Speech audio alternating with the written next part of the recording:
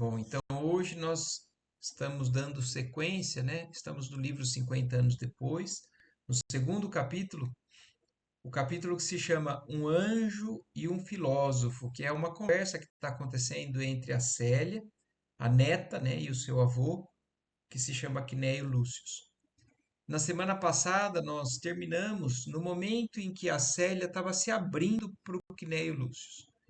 O Quinéio Lúcio demonstrando assim um carinho muito grande, uma receptividade para que ela não tenha receio de falar, né? Qualquer que seja o assunto, para que mesmo que ele não concorde, mas que ele tentaria entendê-la.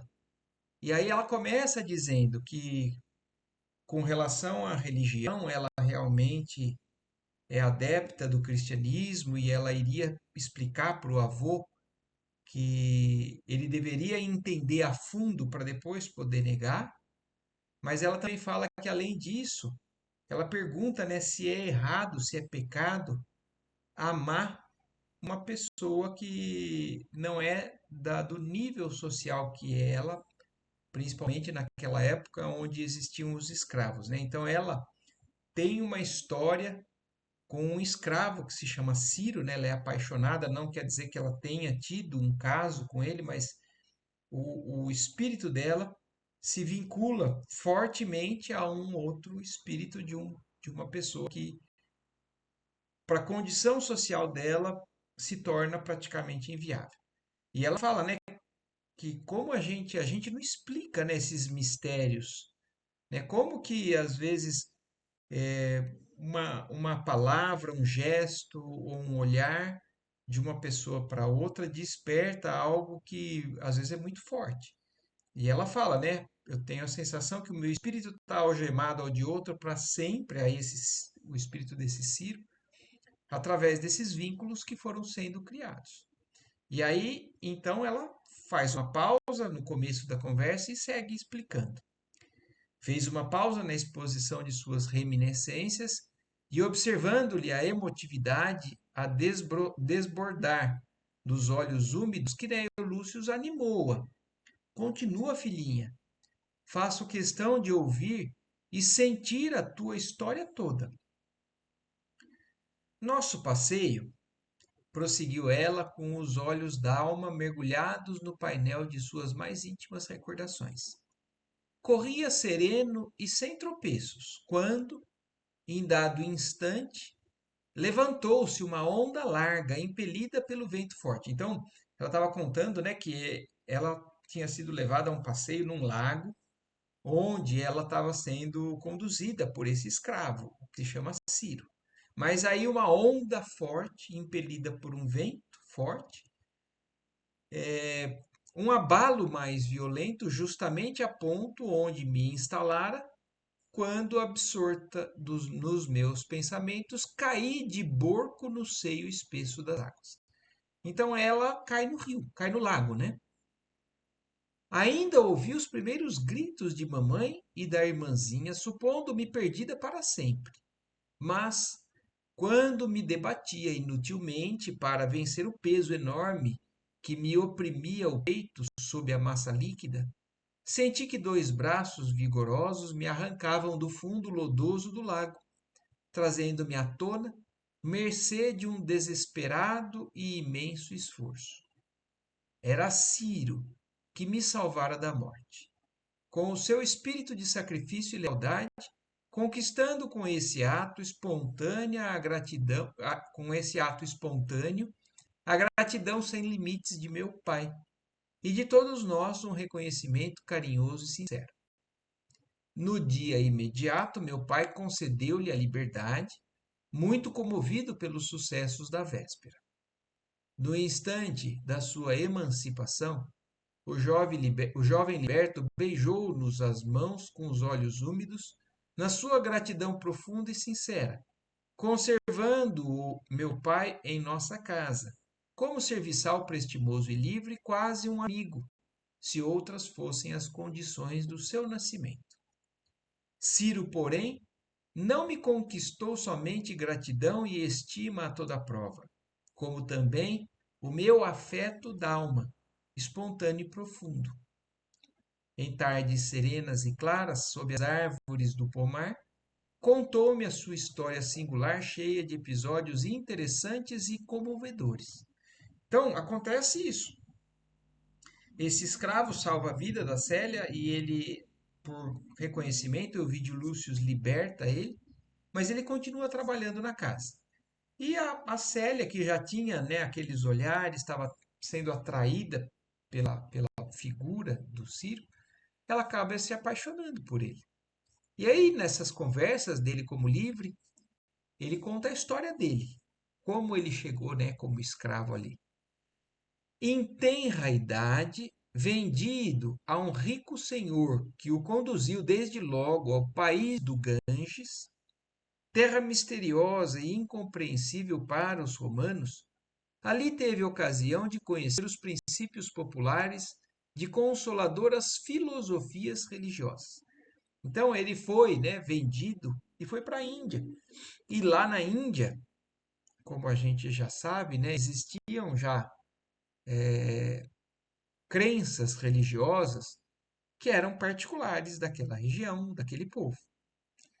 Nessa região do Oriente, cheia de segredos confortadores, ele aprendeu que a alma não tem apenas uma existência, mas vidas numerosas mediante as quais adquire novas faculdades, purificando-se ao mesmo tempo dos erros do passado em outros corpos, ou redimindo-se das aflições no doloroso resgate dos crimes ou desvios do passado. Então, lá na Índia, então, ele aprende a religião deles, que a gente também sabe e entende que ela tem muito de semelhança com o Espiritismo na questão da crença de reencarnações, da crença de que erros do passado são resgatados, são corrigidos através de outras encarnações. É claro que nessa crença existem divergências com relação ao que a gente entende hoje,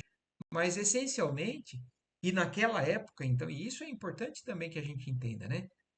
O Espiritismo não é a doutrina que veio falar sobre a reencarnação. Ela é mais uma das doutrinas religiosas da humanidade que falam sobre a reencarnação.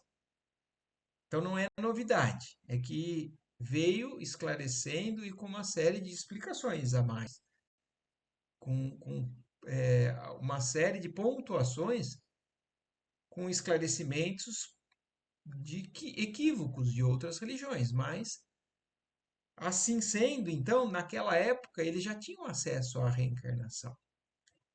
E aí então o Ciro já tinha essa crença assimilada, adquirida. Todavia, após a aquisição desses conhecimentos, foi levado à Palestina. O Ciro voltou para a Palestina, onde se saturou dos ensinos cristãos, tornando-se adepto fervoroso do Messias de Nazaré. Então, era de ver-se como a sua palavra se impregnava de inspiração divina e luminosa. Então, o escravo, o Ciro, né, esse espírito, ele tinha conhecimento da religião dos indianos, né? E ele hoje é acrescido, né, dos ensinamentos do Cristo. Apaixonado pelas ideias generosas que trouxera do ambiente religioso da Índia, acerca dos formosos princípios da reencarnação, sabia interpretar com simplicidade e clareza de raciocínio para mim muitas passagens evangélicas, algo obscuras para o meu entendimento, qual aquela em que Jesus afirma que ninguém poderá atingir o reino do céu sem nascer de novo. Então, aquela conversa que Jesus tem com Nicodemos, né? Com um fariseu, Nicodemos, que vai procurar Jesus, né? Buscando entendimento, esclarecimento, e Jesus fala para ele, isso está no Evangelho, né? Ninguém poderá atingir o reino do céu sem nascer de novo. Isso é interpretado de outras maneiras com relação às religiões que não entendem o reencarnacionismo. Mas fica muito claro para a gente, para o espírita, o que Jesus já queria dizer. E aí é como Célia está falando. Para ela, algumas passagens do cristianismo que ela estava aprendendo, algumas ela não entendia muito bem. E essa forma de encarar, de enxergar que o Ciro tinha, facilitava ela. Da mesma maneira que o Espiritismo também nos faz isso, né? Nos facilita a compreensão de muitas coisas que Jesus veio nos dizer. E aí ela segue explicando, né, para o avô. Fosse ao crepúsculo langoroso da Palestina, fosse ao luar caricioso das suas noites estreladas, quando descansava das fadigas do trabalho diuturno, falava-me ele das ciências da vida e da morte, das coisas da terra e do céu, com os dons divinos da sua inteligência, mantendo seu espírito suspenso entre as emoções da vida física e as gloriosas esperanças da vida espiritual. Enlevada pela doce carícia de suas expressões e gestos de ternura, afigurava-se-me ele a alma gêmea do meu destino, reservada por Deus a me estimar e compreender desde as vidas mais remotas. Então eles se identificavam como almas gêmeas, numa sintonia, né, impressionante ali. Durante um ano a vida nos correu em mar de rosas, porque nos amávamos intensamente. Em nossos idílios calmos falávamos de Jesus e de suas glórias divinas. E quando lhe suscitava a possibilidade da nossa união à face deste mundo, Ciro ensinava-me que deveríamos esperar a felicidade no reino do Senhor. Então, olha que interessante a gente já observar também o como Ciro compreendia e tinha, né, a dignidade, né, da sua postura, da sua moral ali colocada na situação do dia a dia com a Célia.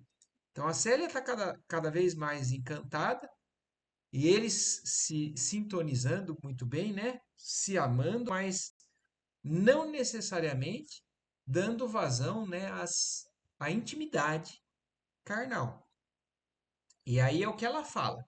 Quando parecia ou surgia o assunto, né, da possibilidade da união deles, né, do casamento entre eles, era o Ciro, o próprio Ciro, um homem, um escravo, aqui um ex-escravo agora liberto, mas que poderia, pela paixão, né, tentar exigir aquilo que o amor deles pedia. Mas Ciro, como um cristão, ele ensinava a Célia que deveriam esperar a felicidade no reino do Senhor, alegando que na terra não era ainda possível um matrimônio feliz entre um escravo miserável e uma jovem patrícia. Então, socialmente, ele entende que ali era uma barreira quase que intransponível. E por isso ele nunca estimulou na Célia a revolta com relação a essa situação ou a, o estímulo a ela lutar pela vivência desse amor. Ele falava, né, era impossível na Terra o matrimônio feliz, por mais que eles conseguissem se casar, vamos supor, impondo, fugindo, eles nunca teriam um casamento feliz. E é isso que ele fala e passa para Célia. Por vezes, entristecia-me com as suas palavras despidas de esperanças terrenas. Mas as suas inspirações eram tão elevadas e tão puras, que num relance sabia o seu coração levantar o meu para as jornadas da fé, que levavam a tudo esperar, não da terra ou dos homens, mas do céu e do amor infinito de Deus. O valoroso ancião tudo ouvia, sem um reproche, embora sua atividade mental se caracterizasse pela mais profunda consternação. Então o avô estava ouvindo e de maneira nenhuma ele estava mostrando o desgosto ou reprovação para Célia. Intimamente ele estava consternado. Ele estava incomodado com aquilo que estava acontecendo porque ele também acreditava, né, na sua educação de Patrício, na sua cultura, que aquilo realmente era impossível. Mas ele estava ouvindo com profunda atenção, observando que a neta fizera uma pausa na encantadora e triste narrativa, Quinéio Lúcio interrogou-a com benevolência. Qual a atitude desse rapaz para com teu pai? O Quinéio está sondando. O Quinéio, vamos nos lembrar, ele está a pedido do filho para dar conselhos para a neta, né, ou para a filha do Elvídio, porque diz que ela tem uma conduta desviada. E o Quinéio está tentando identificar, então, aonde está o problema. Ele está vendo, ela está sendo sincera. Mas até agora, apesar do sentimento, eles não passaram a barreira do que talvez, né, fosse ali um problema para eles. E aí ele pergunta, então, qual a atitude desse rapaz para com seu pai? Ciro admirava-lhe a generosidade franca e espontânea, revelando no íntimo a mais santa gratidão pelo seu ato de fraternidade quando o alforriou para sempre. A todo propósito, ensinava-me a respeitá-lo cada vez mais e a lhe realçar as qualidades mais elevadas, falava-me constantemente de suas atitudes generosas, com entusiasmo, admirando-lhe a dedicação ao trabalho e a singular energia. Olhem que diferente, né? Atípico, se a gente for, se nós formos nos basear pelas nossas imperfeições ainda, pela maneira que muitas vezes nós reagimos. Então, o Ciro aceita, não se revolta, e ele, além de tudo, ensina a Célia a respeitar o pai dela, a admirar e a olhar sempre o lado positivo do pai, apesar de que o pai não entenderia. E Elvídio nunca soube do teu amor? Perguntou o avô admirado. Soube sim, respondeu Célia humildemente. Contar-vos-eis tudo, sem omitir um só detalhe. Em nossa casa havia um chefe de serviço que dirigia as atividades de todos os servos da família. Pausânias era um coração amigo do escândalo e nada sincero. Então, o chefe da casa de Célia, né, que era como se fosse o servo mor ali do Elvídio, se chamava Pausânias e como a Célia está falando, ele era uma pessoa que adorava um escândalo e não era muito sincero. Nada sincero, na verdade, ela fala. Meu pai, atendendo a necessidade de viajar constantemente, conservava-o quase como mandatário de sua vontade em função dos seus numerosos interesses. E Pausânias, muita vez, abusou dessa confiança generosa para estabelecer a discórdia em nosso lar. Então, Euvídio dava um poder, né, que nas mãos, né, por parte de quem era esse espírito, moralmente, era um poder exagerado, porque ele usava de maneira indevida. Então, por várias vezes, ele abusou dessa confiança para estabelecer a discórdia ali na casa da Célia.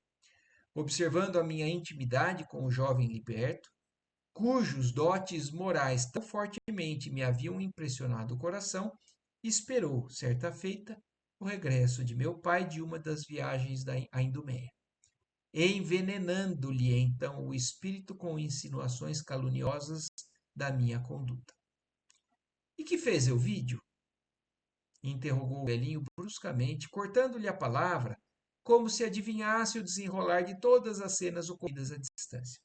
Então, aí o Quinéio já está tentando adivinhar ou tentando conduzir a conversa para entender melhor. E aí, quando então Pausânias fala sobre toda a história, Euvídio repreendeu minha mãe, diz Célia, né? Asperadamente, inculpando-a e chamando-me à sua presença de maneira que lhe recebesse as admoestações e conselhos necessários, sem contudo permitir que lhe expusesse tudo. Quer dizer, ele, como ela era de se imaginar, né? deu bronca na Célia, culpou a mãe da Célia e ainda não deixou a Célia se explicar totalmente, com a sinceridade e a franqueza com que o faço agora. E quanto ao liberto? Perguntou Quinéio Lúcio, ansioso por conhecer o desfecho do caso. Mandou colocá-lo a ferros, ordenando a Pausânias lhe aplicasse a punição que julgasse necessária e conveniente. Atado ao tronco, Ciro foi açoitado várias vezes, pelo crime de me haver ensinado a amar pelo coração e pelo espírito, com o mais carinhoso respeito a todas as tradições do mundo e da família, no altar do devotamento silencioso e do sacrifício espiritual. Quer dizer, apesar de o Ciro ter sido impecável, mesmo com relação, né, à tradição deles. Então ensinou a Célia a amar pelo espírito, pelo coração, com todo o respeito às tradições do mundo e da família. E ainda assim ele recebeu esse castigo. No segundo dia de seus indizíveis padecimentos, consegui avistá-lo, apesar da vigilância extrema que todos resolveram exercer sobre os meus passos. Então, apesar dela ter sido proibida, né, de chegar perto dele, ela conseguiu no segundo dia se aproximar. Como nos dias de nossa tranquilidade feliz, Ciro recebeu-me com um sorriso de ventura, acrescentando que eu não deveria alimentar nenhum sentimento de amargor pela decisão de meu pai. Olha aqui também que espírito diferenciado.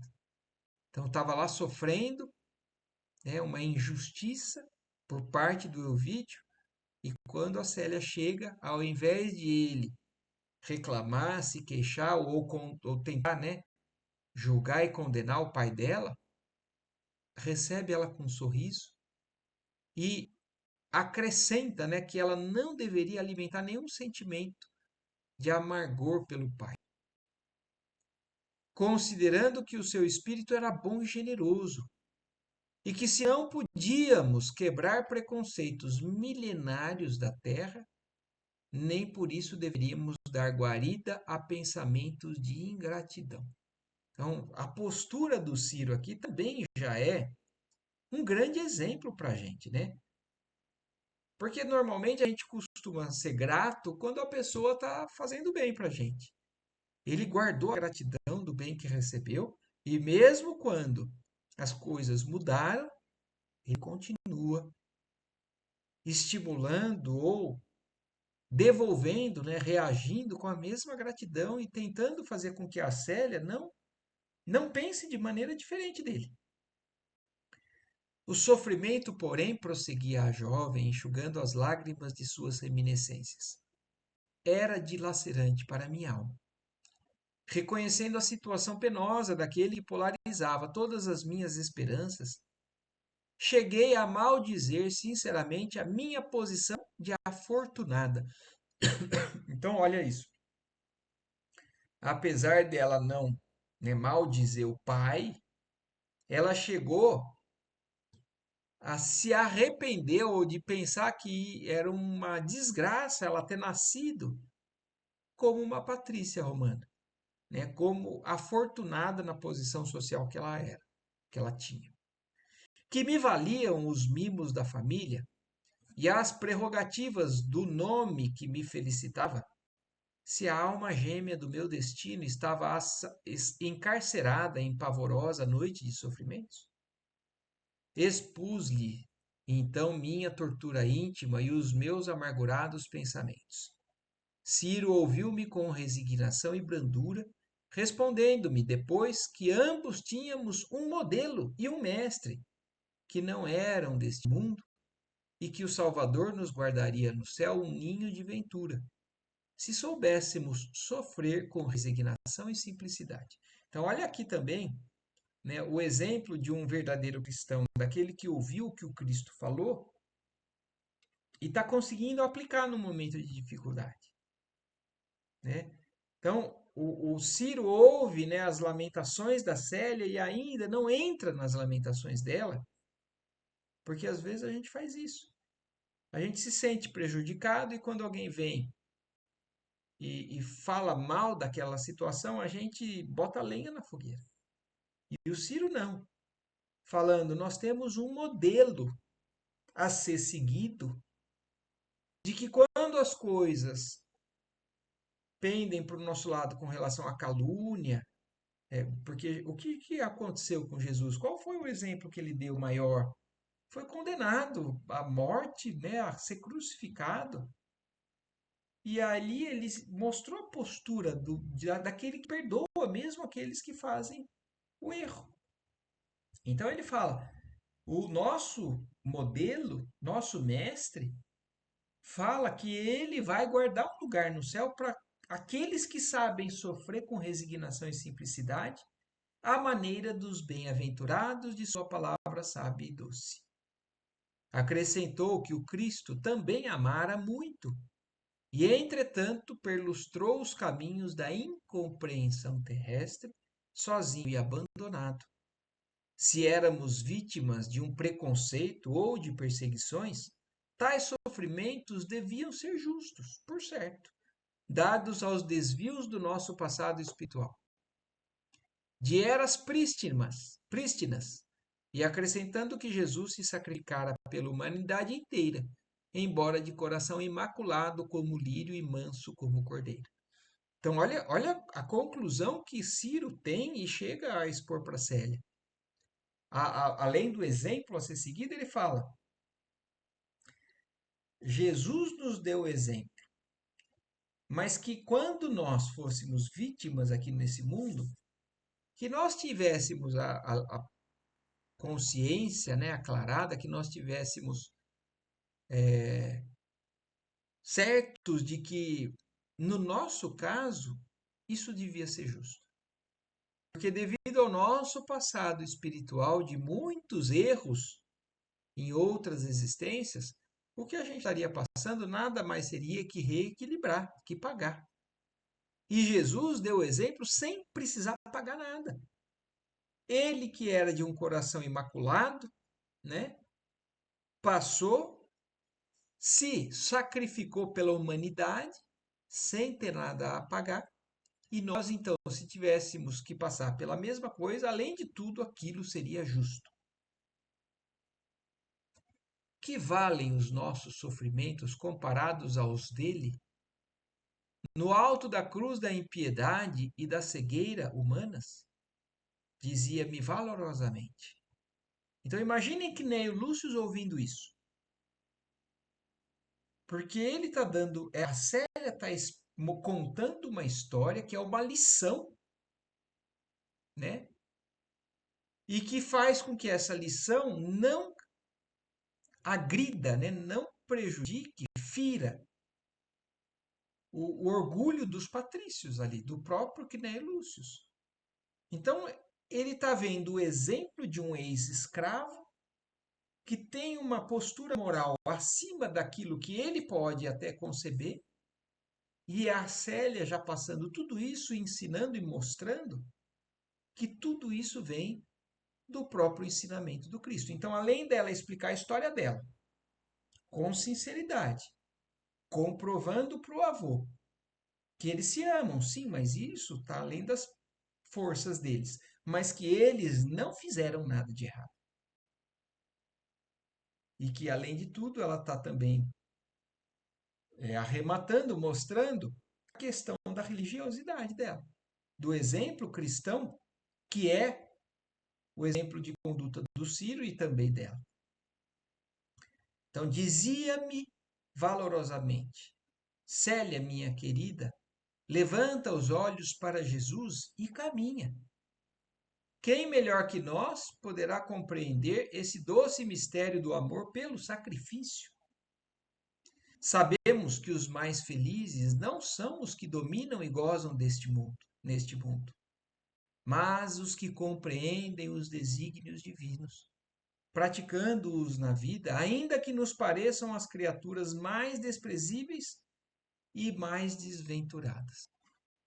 Além disso, querida, para os que se amam pelos laços sacrossantos da alma, não existem preconceitos nem obstáculos no espaço e no tempo. Então, olha aqui.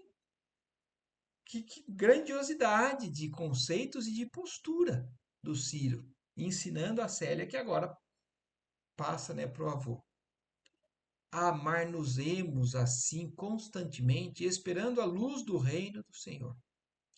Soa agora o penoso instante da separação, mas aqui ou além estará sempre viva em meu peito, porque hei de amar-te toda a vida, como o verme desprezado que recebeu o suave sorriso de uma estrela. Poderão acaso separar-se os que caminham com Jesus através das névoas da existência material? Não prometeu o Mestre o seu reino ditoso a quantos sofressem de olhos voltados para o amor infinito do seu coração? Sejamos conformados e tenhamos coragem.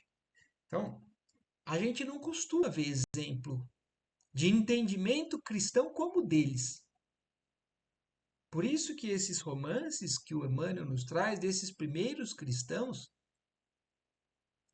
eles excedem tudo aquilo que a gente está acostumado de entender, de reagir, de agir, de reagir, né, no nosso dia a dia, de ver de exemplos até de pessoas mais iluminadas, mais avançadas, com raras exceções, né?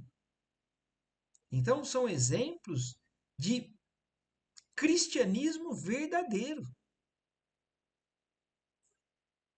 Além, e aí ela segue contando, né, a fala do Ciro. Além destes espinhais, desdobram-se estradas floridas, onde repousaremos um dia sob a luz do ilimitado. Se sofremos agora, deve haver uma causa justa. Olha isso. Oriunda de tenebroso passado em sucessivas existências terrenas. Olha o grau de compreensão dele. Mas a vida real não é esta, e sim a que viveremos amanhã no ilimitado plano da espiritualidade radiosa.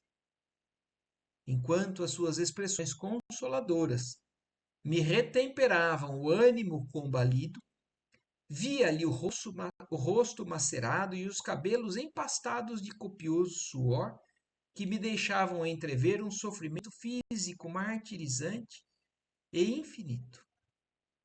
Embora a sua palidez extrema, Ciro me sorria e confortava. Sua lição de paciência e fé embalsamou-me o coração.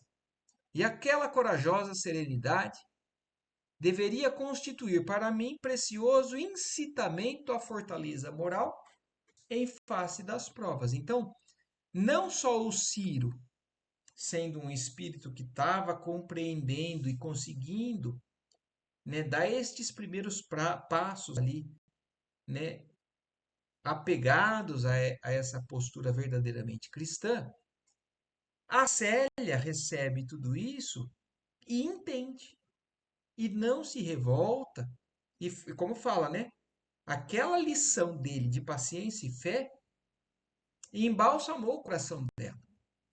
E acabou incitando ela a uma fortaleza moral em face às provas que ela estava vivendo ou viveria.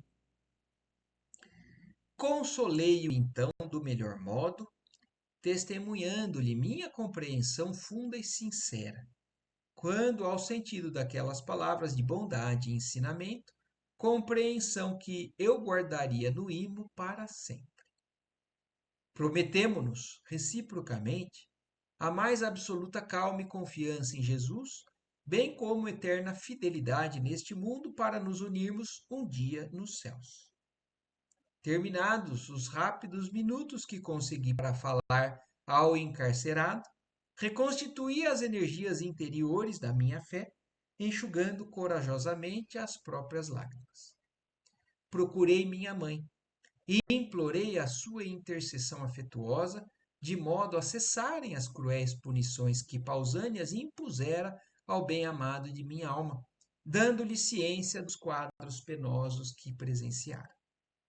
Ela comoveu-se profundamente com a minha narrativa e obteve de meu pai a ordem para que Ciro fosse libertado, sob certas condições, que, apesar de penosas, constituíram para mim um brando alívio. Que condições?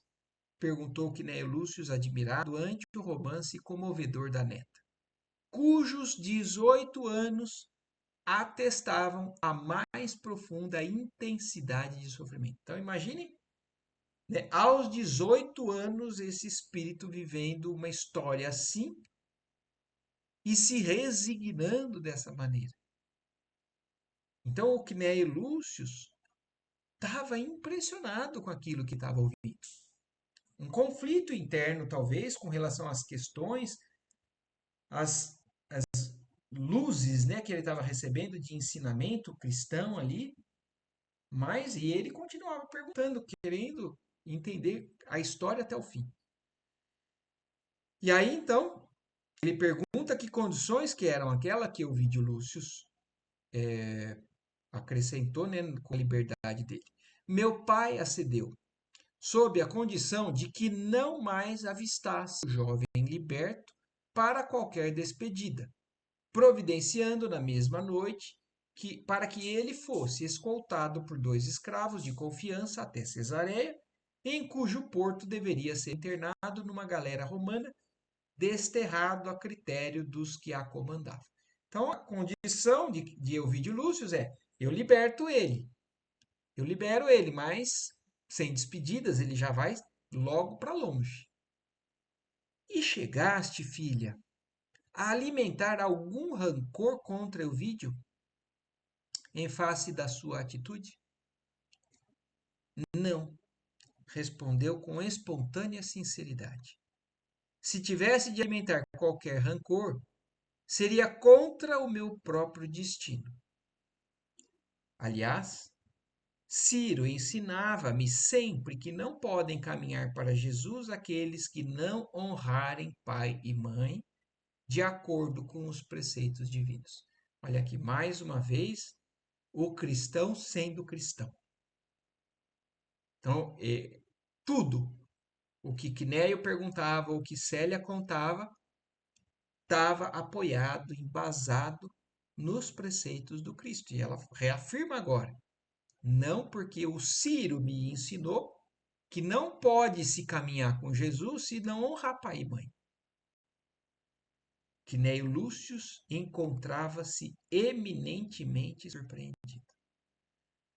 Então, agora só voltando, né, ao que eu comentei no início desse capítulo, lembrando, né, quem é Quinéio Lúcio.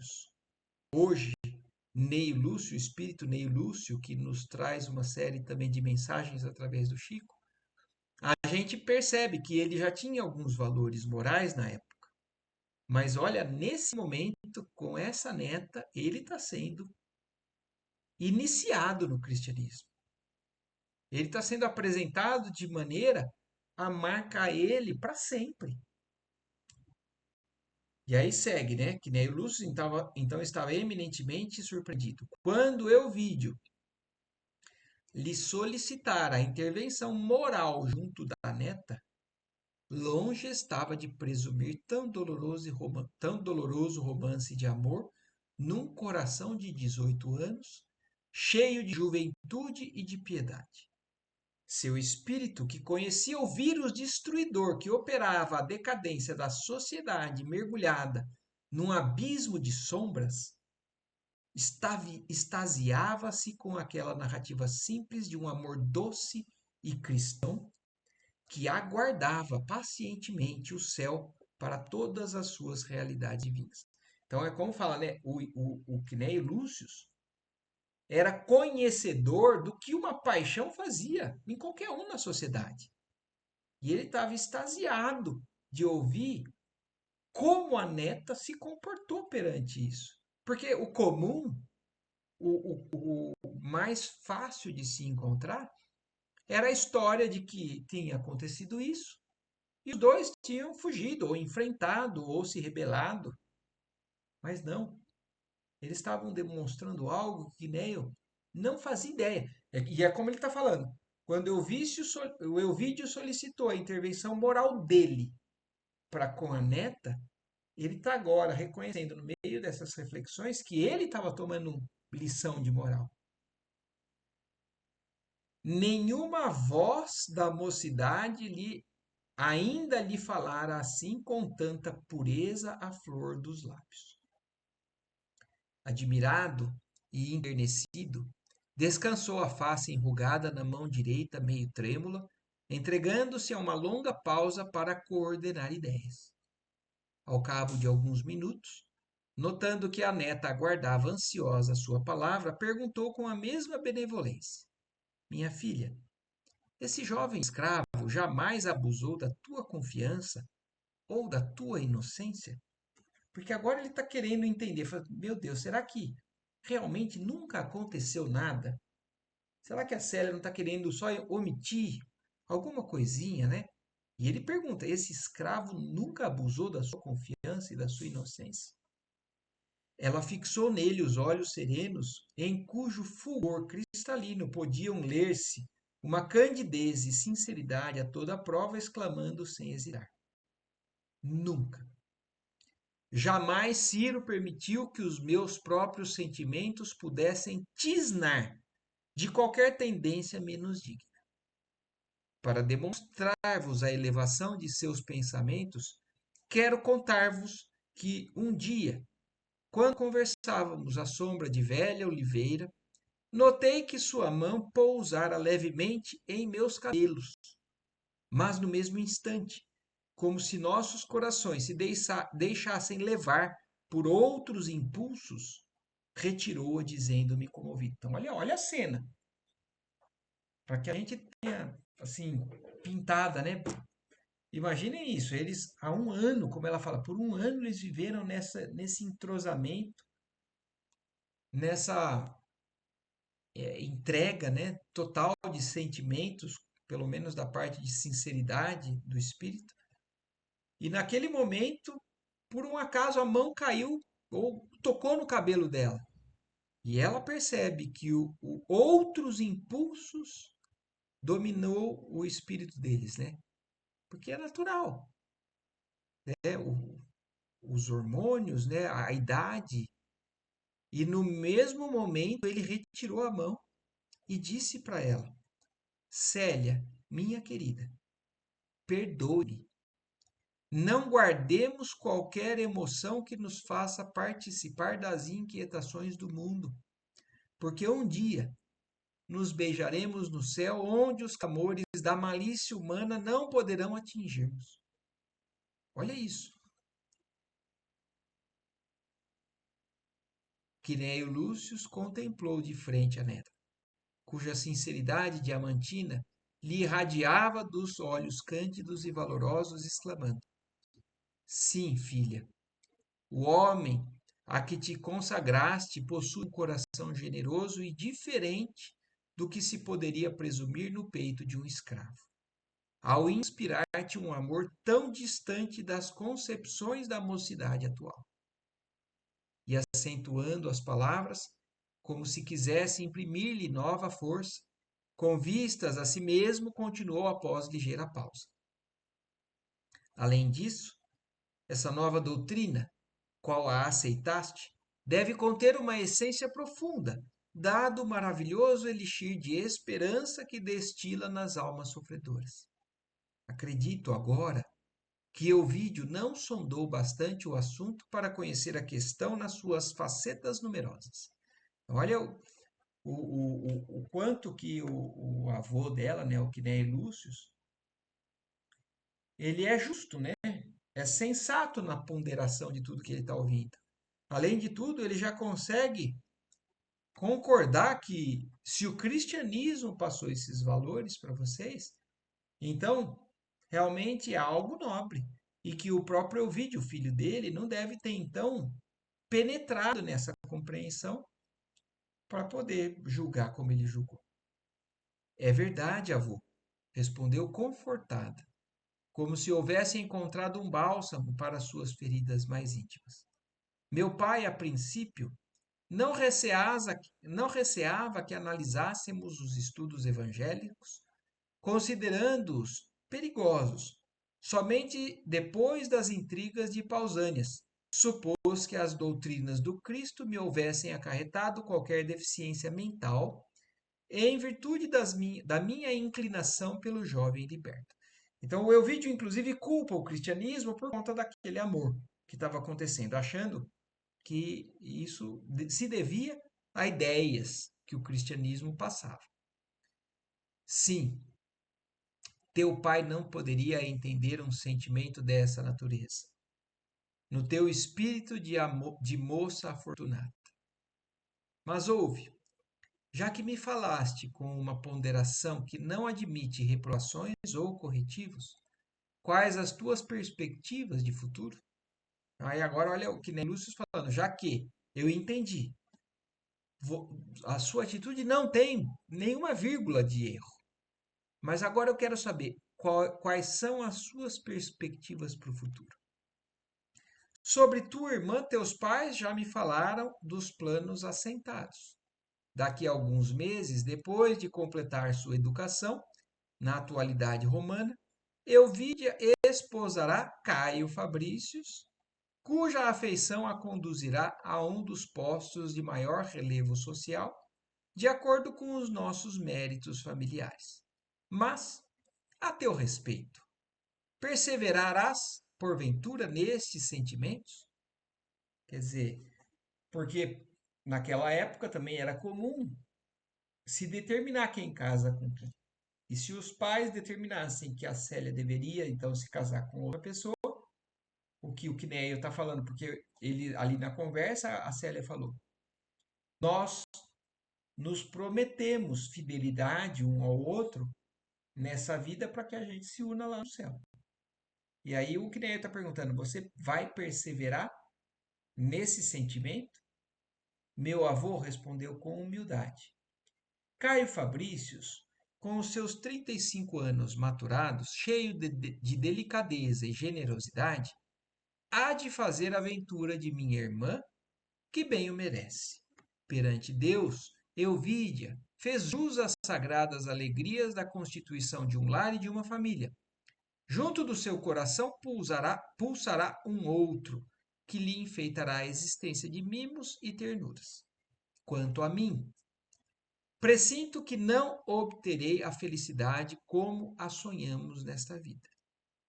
Desde a infância, tenho sido triste e amiga da meditação, como se a misericórdia de Jesus estivesse a preparar-me em todos os ensejos para não faltar aos meus deveres espirituais no instante oportuno. E fixando no ancião um olhar percussiente e calmo, prosseguia. Sinto pesar-me no coração muitos séculos de angústia. Devo ser um espírito muito culpado, que vem a este mundo de maneira a remir-se de passados tenebrosos. Desde a Palestina, minhas noites estão povoadas de sonhos estranhos e comovedores, nos quais ouço vozes carinhosas que me exortam à submissão e ao sacrifício. Acusada de cristã no seio da família, sinto que todos os meus carinhos ficam sem retribuição. E todas as minhas palavras afetuosas morrem sem eco. Dou-me, porém, por imensamente venturosa em acreditar que o vosso coração vibra com o meu, compreendendo-me as intenções e os pensamentos. Como se lobrigasse melancolicamente o caminho de sombras do porvir, desdobrado ante os olhos espirituais, Célia continuou a falar para o coração enternecido do velho avô que a idolatrava. Sim, nos meus sonhos proféticos, tenho visto uma cruz, a que me devo abraçar com resignação e humildade. Então, olha como ela também já é um espírito que tem uma intuição ou uma percepção da jornada, da missão que ela tem aqui a cumprir. Lembrando também a questão, né, do que foi dito no prefácio do livro. Esse livro se trata da história dela, de um espírito elevado, né, que veio em missão para ajudar aqueles com quem ela viveria e para dar exemplo para todos nós, né? E ela já tinha aos 18 anos a percepção de que seria uma vida assim difícil. Experimento no coração um peso enorme, avôzinho. Por vezes inúmeras vislumbro à minha frente quadros penosos que devem radicar nas minhas existências pregressas. Então, talvez ela tenha também lembranças, quadros que mostravam erros de um passado que talvez seja mais longínquo. Presinto que nasci neste mundo para resgatar e redimir-me. Quando oro e medito, chegam-me ao raciocínio as ponderações da alma ansiosa.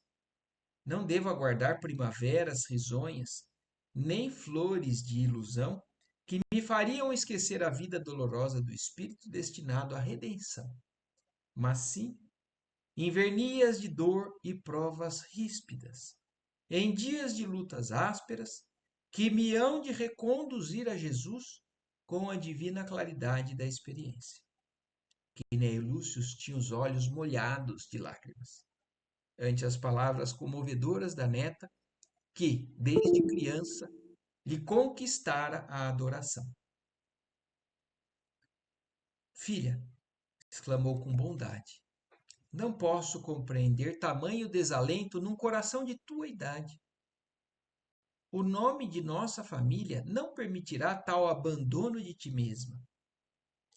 Entretanto, meu caro avô, não desdenharei a realidade dolorosa do sacrifício, sabendo de antemão que a sua taça me está reservada. E nada esperas da terra no que se refere à possível felicidade deste mundo? A felicidade não pode estar onde a colocamos com a nossa cegueira terrestre, mas no compreendermos a vontade divina, que saberá localizar a ventura para nós, como e quando oportuna. Não temos uma só vida, teremos muitas. O segredo da alegria reside em nossa realização para Deus através do infinito. De etapa em etapa, de experiência em experiência, nossa alma caminhará para glórias supremas da espiritualidade, como se fizéssemos a laboriosa ascensão de uma escada rude e longa. Amar-nos-emos sempre, meu avô, através dessas existências numerosas. Elas serão como anéis na cadeia de nossa união ditosa e indestrutível. Então, mais tarde, vereis que a vossa neta, dentro da sua realidade espiritual, se encontrará convosco, com a mesma compreensão e com o mesmo amor imperecível, na região da felicidade real, que a morte nos descerrará com os seus sepulcros de cinzas dolorosas. Atualmente, aos vossos olhos, serei talvez sempre triste e desventurada, mas no íntimo guardo a certeza de que as minhas dores constituem o preço da minha redenção para a luz da eternidade. Então, é difícil, né, da gente conseguir entender isso na boca, né, nos lábios de alguém tão nova realmente, como o avô dela estava surpreso, ouvindo de uma criança praticamente, né, uma jovem, acabando, né, de chegar aos 18 anos e já tendo uma maturidade dessa. Segundo me falam os augúrios do coração em suas vozes silenciosas e secretas, não terei um lar constituído especialmente para a minha aventura nesta vida. Então, olha, mas aqui também mostra, né? Segundo me falam os augúrios do coração em suas vozes silenciosas e secretas. Então, espiritualmente, ela tem realmente uma proximidade daqueles que provavelmente reavivam o que estava planejado para ela nessa encarnação e que ela aceitou. Viverei incompreendida, de coração dilacerado no caminho acerbo das lágrimas remissoras. O sacrifício, porém, será suave, porque na sua exaltação sinto que encontrarei a estrada luminosa para o reino da verdade e do amor que Jesus prometeu a todos os corações que confiassem no seu nome e na sua misericórdia bendita. Os olhos de Célia elevaram-se para o alto, como se o espírito aguardasse ali mesmo, junto do velho avô, as graças divinas vislumbradas pela sua crença cheia de luminosidade e de esperança. Quinéio Lúcius, todavia, aconchegou-a de mansinho ao coração, como se o fizesse a uma criança, falando-lhe com acentuada ternura. Filhinha, estás cansada. Não te justifiques por mais tempo. Conversarei com Euvídio a respeito dos teus mais íntimos pensamentos. Elucidarei a tua situação perante o seu conceito. E chamando Márcia, a filha mais velha, que representava junto da sua velhice confortada o papel de anjo tutelar e carinhoso, o respeitável Patrício acentuou. Márcia, nossa pequena Célia precisa de tranquilidade e repouso físico. Conduze-a ao teu quarto e fala descansar. A neta beijou-lhe ternamente a fronte, retirando-se com a tia, amável e generosa, que quase a tomou nos braços, conduzindo-a para o interior. Então, o Quinéio Lúcius está admirado, mas talvez ele esteja pensando, toda essa amargura ou essa aceitação de uma vida sem realizações, talvez seja porque ela acaba de passar por um desentendimento, né? Uma desgraça ali emocional. Mas lá na frente tudo se renova, fala assim, ele está querendo falar assim, descansa, não pensa agora nisso, nós vamos dar um jeito. Mas ele está chacoalhado. E aí a neta vai descansar, a noite ia já adiantada, enchendo o céu romano de caprichosas fulgurações. Quinéio Lúcius, absorto em profundos cismares, abismou-se num mar de conjecturas.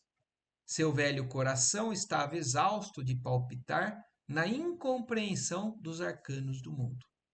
Quer dizer, ele já era um espírito que, apesar, né, de uma série de convicções, de rituais, né, que ele vivenciava pela cultura, ele estava meio cansado de algumas incompreensões que, que levavam a vida dele, né, nas reflexões dele.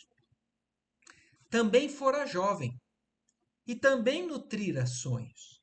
Na juventude longínqua, muita vez, aniquilar as aspirações mais nobres e os propósitos mais generosos ao tumultuoso embate das paixões materializadas e violentas.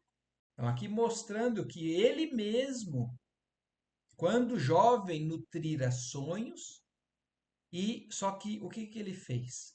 Contrário do que a Célia mostrou. Frente às paixões, a Célia o que fez? Abraçou impulsos mais nobres. E o que ele estava falando aqui? Ele, jovem, aniquilando aspirações mais nobres e propósitos mais generosos ao tumultuoso embate das paixões. Então, ele falando, ele mesmo, apesar de ter uma noção, um senso moral, cedia de maneira diferente do que a neta estava mostrando. Porque se a neta tivesse errado, ele iria ter compreendido. Porque é exatamente isso. É compreensível. O erro, né, ainda desse fogo das paixões, da idade e tudo mais. Mas ainda assim ele iria reconduzir a neta. Mas é que tudo se inverteu agora. Somente as brisas cariciosas da reflexão, na idade madura, lhe haviam sazonado as concepções espirituais a caminho de uma compreensão cada vez maior da vida e de suas leis profundas.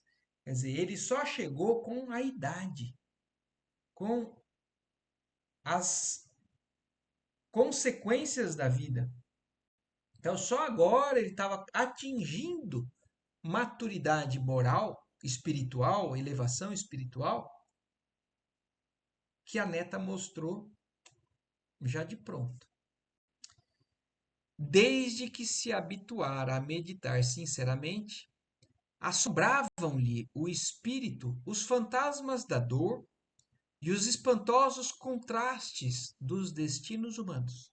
Então, essas divergências, né, de caminhos para a alma humana, dependendo de onde ela nascia, era algo que incomodava ele. Ele já se questionava. Apesar de arraigado às tradições mais puras dos antepassados, e não obstante havê-las transmitido com fidelidade e amor aos descendentes, seu coração não podia aceitar toda a verdade divina encarnada em Júpiter, símbolo antigo que consubstanciava todas as velhas crenças. Então ele mesmo questionava o que ele aprendia com as tradições dos antepassados. Ele ensinava, porque ele ainda achava que esse era o certo, mas intimamente ele vivia um conflito para entender, para aceitar. Desejoso de propinar uma lição àquela criança. Então, agora voltando ao que ele achou que ia acontecer com a conversa dele com a neta. Desejoso de propinar uma lição àquela criança, na sua freima educativa, fora o seu espírito que se abalara e comovera ante as novas concepções que lhe provinham dos lábios puros de um anjo. Ele, que se habituara a investigar as causas profundas da dor e a sentir os padecimentos de quantos soluçavam no cativeiro, acabava de receber uma chave maravilhosa para solucionar os caprichosos enigmas do destino. Então eu chego a pensar, né? Se na jornada espiritual de cada um de nós sempre tem um momento, né, de virar a chave, ou tem alguém que nos toca mais intimamente, alguma situação da nossa vida que nos faz enxergar diferente, abrir um pouquinho, né, a forma de enxergar, é Célia quem faz isso com esse espírito. A visão das existências sucessivas, a lei das compensações, as estradas do resgate espiritual pela expiação e pelo sofrimento eram agora rasgadas ao seu raciocínio como soluções providenciais. Sua cultura de autores gregos fazia-lhe sentir que o assunto não era totalmente estranho, não lhe era totalmente estranho. Mas a palavra carinhosa e convincente da neta, testemunhando-lhe a verdade com os seus próprios padecimentos prematuros, abriam-lhe a mente uma senda nova para todas as cogitações nesse sentido. Reclinado no divã da ara doméstica, seus olhos contemplavam a imagem soberba de Júpiter Stator, talhada em marfim, no centro dos outros deuses de sua família e de sua casa, com o coração tomado de angústias. Levantou-se e andou pesadamente em torno dos nichos adornados de luzes e flores. A imagem de Júpiter já lhe não despertava os mesmos sentimentos de piedosa veneração como nas noites anteriores. Então, a conversa com Célia abalou, a ponto de realmente ele começar, se ele já tinha, né, alguns sentimentos de princípio, né, de ruir aquilo que ele entendia, agora aquilo desmoronou. Ante as revelações suaves e profundas de Célia, experimentava no íntimo a amargurosa suspeita de que todos os deuses dos seus antecedentes respeitáveis estavam rolando dos altares, confundindo-se no torvelinho de desilusões das velhas crenças. De alma opressa, o patrício venerando observava que novas equações filosóficas e religiosas apossavam-se precipitadamente do seu coração. Em seguida, receoso e aturdido, que Neio Lúcio escutava no íntimo o doce rumor de uns passos divinos.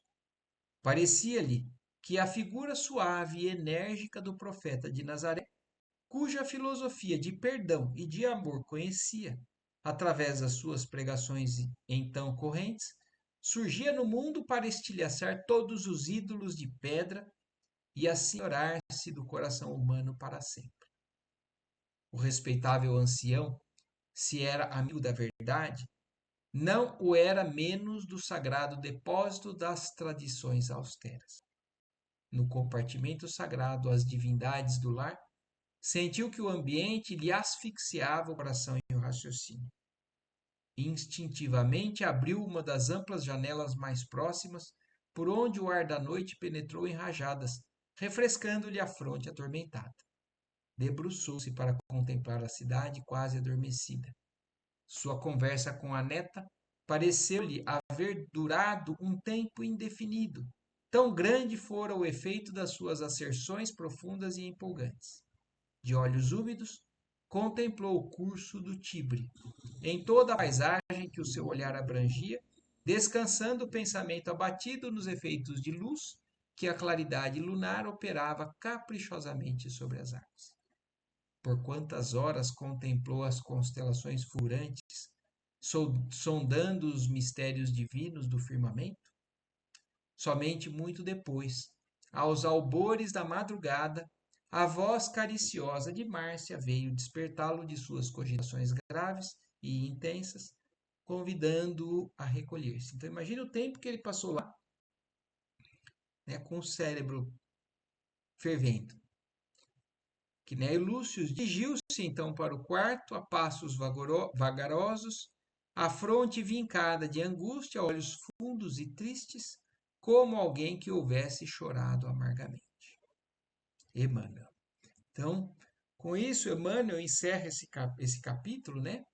O anjo e o filósofo, mostrando agora o impacto desse espírito valoroso, né? Dessa neta dele, nessa conversa que eles tiveram.